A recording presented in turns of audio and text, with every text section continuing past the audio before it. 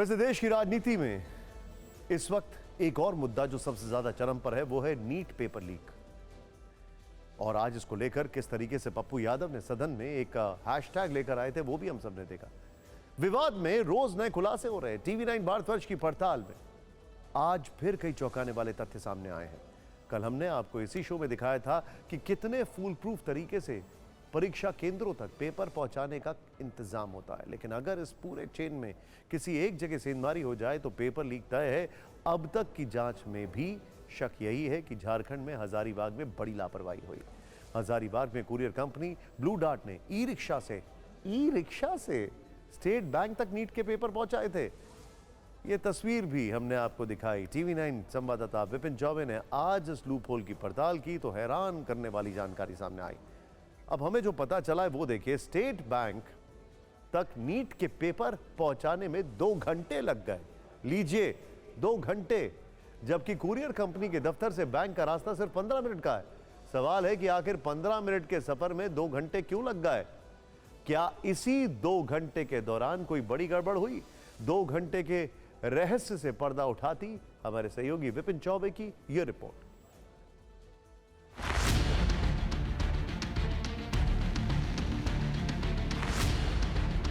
Blue dart courier company ने जिस तरह ई रिक्शा से नीट के पेपर बैंक तक पहुंचाए, हमने उस रास्ते पर सफर करके ये जाना कि आखिर ब्लू डार्ट को बैंक तक जाने में 2 घंटे कैसे लग गए। हमारे संवाददाता विपिन चौबे ने इसी दफ्तर से एक ई रिक्शा लिया और स्टेट बैंक के लिए रवाना हो गए।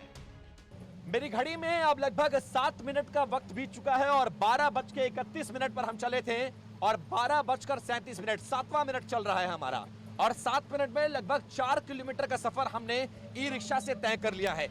हमने ठीक वही रास्ता लिया जिस रास्ते ब्लू डॉट नीट के पेपर लेकर बैंक गया था। हजारीबाग के उस भारतीय स्टेट बैंक के ठीक बाहर पहुंच गए हैं जहां पर कुरियर कंपनी ने ये नीट पेपर को यहां पर ड्रॉप ऑफ किया था। मेरी घड़ी में अब 12:45 का वक्त हो रहा है और लगभग 14 साढ़े 14 मिनट का वक्त लगा। हमारी पड़ताल में यह साबित हो गया कि कुरियर कंपनी से बैंक की दूरी 15 मिनट की थी। इसलिए सवाल हो रहे हैं कि ब्लू डार्ट को 2 घंटे क्यों लगे। हमारे संवाददाता विपिन चौबे ने बैंक मैनेजर से बात करनी चाहिए, लेकिन बैंक के अंदर कैमरा नहीं ले जाने दिया गया। आपने सुना है कि नीट का पेपर लीक हो गया है, इसी बैंक में कुरियर कंपनी ने दिया था पेपर? हमको कोई पता नहीं। तो हम बैंक के मैनेजर से मिलना चाह रहे हैं, कैमरा लेके अंदर जाना चाह रहे हैं, जा सकते हैं हम? जी नहीं, साहब बोले हैं मतलब कि ठीक है मिलेंगे, वो बोले। मैनेजर वीरेंद्र कुमार के पास गए और हमने ये जानना चाहा कि इस पूरे विवाद में बैंक का पक्ष क्या है। वीरेंद्र कुमार ने यह साफ कर दिया कि हम ऑथराइज नहीं है इस पूरे मामले में बात करने के लिए, हायर अथॉरिटी आपसे बात करेंगी।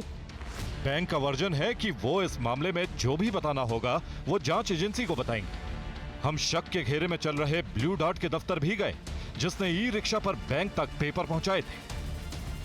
ये बताइए, वो सीसीटीवी फुटेज आया है? हम यहाँ कहने के लिए नहीं है। सीसीटीवी फुटेज आया है। हम वी आर नॉट। यहाँ पर बक्सा जो रांची से आया था वो 2 घंटे तक इसी कुरियर ऑफिस के बाहर पड़ा रहा। ये बताएंगे 2 घंटे तक इसी कुरियर ऑफिस के बाहर पड़ा रहा, ये सही बात है? ये हम राइट पर्सन नहीं है इस चीज के बारे में बताने के लिए। ठीक है, कुरियर कंपनी से यहाँ से बैंक पहुंचाने में ई रिक्शा का इस्तेमाल किया गया? ये जानकारी नहीं है मुझे। ई रिक्शा वहां तक पहुंचाने में 2 घंटे का वक्त क्यों लगा? ये भी जानकारी नहीं। कुरियर कंपनी भी टीवी 9 के सवालों पर टाल मटोल करती रही। नीट पेपर लीक में हजारीबाग जांच एजेंसी के रडार पर है। हमने हजारीबाग के ओएसएस स्कूल के प्रिंसिपल से भी बात की। ये स्कूल भी जांच के दायरे में है। जब घपला होता है तो अक्सर जानकारी नहीं होती है, जैसे इन साहब के पास नहीं थी। जब घपला होता है तो अक्सर राइट पर्सन नहीं दिखाई देते हैं। खैर, रॉन्ग पर्सन से ही सवाल जवाब करके हम चीजें बता देते हैं। अब तक की जांच के आधार पर नीट पेपर लीक का किंगपिन संजीव मुखिया को माना जा रहा है। उसकी तलाश चल रही है। टीवी 9 संवाददाता कुमार कुंदन ने यह पता लगाया कि आखिर संजीव मुखिया करता क्या है। सब पकड़े गए, लेकिन वो कैसे अभी तक फरार? कुमार कुंदन उसके गांव तक गए। तहकीकात में क्या कुछ निकला, ये रिपोर्ट देखिए। नीट पेपर लीक में जिस संजीव मुखिया की एजेंसियों को तलाश है वो नालंदा के एसी एग्रीकल्चर इंस्टीट्यूट में टेक्निकल असिस्टेंट का काम करता है। हमारी टीम संजीव मुखिया का पता लगाते हुए यहां तक पहुंची।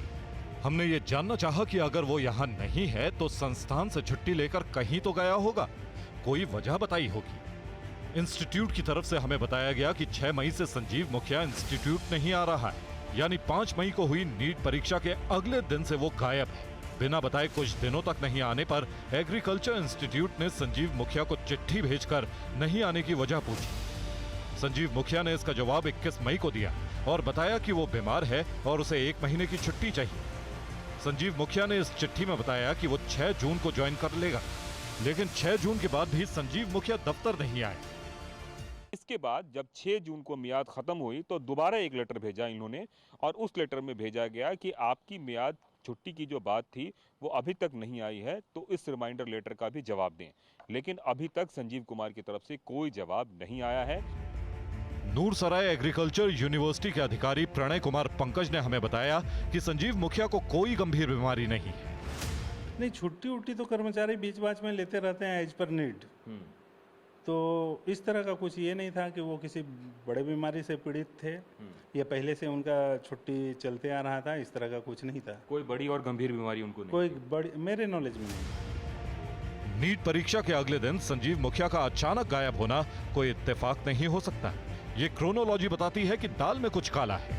तैयारी उसकी पहले से थी। उसने सिर्फ इंस्टीट्यूट को ही अंधेरे में नहीं रखा, बल्कि एफआईआर के बाद खुद को फंसता देख उसने 5 जून को ही पटना की कोर्ट का रुख किया और कोर्ट से उसने नो कोहेसिव आदेश ले लिया। इस आदेश के बाद उसकी गिरफ्तारी नहीं हो सकती है। इसी से आप अंदाजा लगा सकते हैं कि संजीव मुखिया कितना शातिर है। वैसे नालंदा में हम संजीव मुखिया के गांव भी पहुंचे।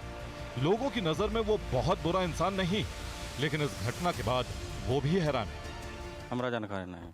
कभी कोई जानकारी नहीं? नहीं। आप लोगों से अच्छे से बात करते थे वो? हाँ, सख्त कानून तो इस पर बनना चाहिए, सख्त कार्रवाई भी होना चाहिए। इन लोग के तो कहिए तो ये जो आदमी जो मर्डर कर देता है उससे बढ़ के ये अथी है जो मने करता है, वो तो एगो के मारता है जान। नीट पेपर लीक का मुख्य आरोपी संजीव मुखिया नालंदा का रहने वाला है, जिसके अच्छे राजनीतिक कनेक्शन है। संजीव मुखिया की पत्नी विधानसभा चुनाव लड़ चुकी है, बेटा शिव MBBS कर चुका है और BSPC लीक मामले में शिव बेऊर जेल में बंद है।